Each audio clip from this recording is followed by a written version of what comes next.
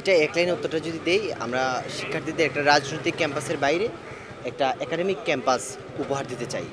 আমাদের academic campus এই শব্দদ্বয়ের মধ্যেই আমাদের সব সমস্যার সমাধান আছে।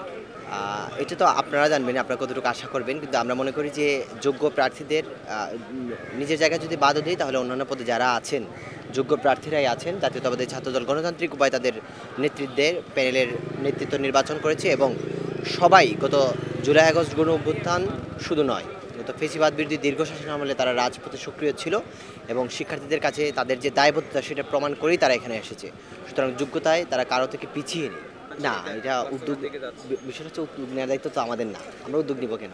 উদ্যোগ নেবে প্রশাসন, কিন্তু সেটা বাস্তবায়নের পথটা আমরা দেখাবো যে কীভাবে বাস্তবায়ন করবে, কীভাবে বাস্তবায়ন করলে অধিক সংখ্যক শিক্ষার্থী লাভবান হবে, বা এটা এইভাবে না করে ওইভাবে করা যায়, এইসব দিক নির্দেশনার দায়িত্ব আমাদের। কিংবা কেন এটা বাস্তবায়ন করতে দেরি হচ্ছে, কেন এটাতে খরচ অধিক অধিক হচ্ছে, এইসব বিষয়ে আমরা কথা বলবো। কিন্তু কোনো প্রোগ্রাম বা কোনো পদক্ষেপ বা প্রকল্প নেওয়ার দায়িত্ব আমাদের না, প্রশাসনের দায়িত্ব এটা।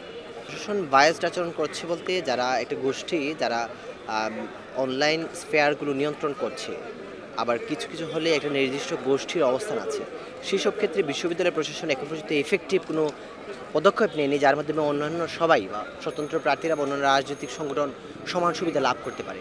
সেই জায়গায় দাঁড়িয়ে বিশ্ববিদ্যালয় প্রশাসনের কিছুটা পক্ষপাত আছে বলে প্রতীয়মান হয়। শিক্ষার্থীরা আমাদেরকে ভোট দেবে রাষ্ট্রের প্রয়োজনে, ঢাকা বিশ্ববিদ্যালয়ের প্রয়োজনীয়।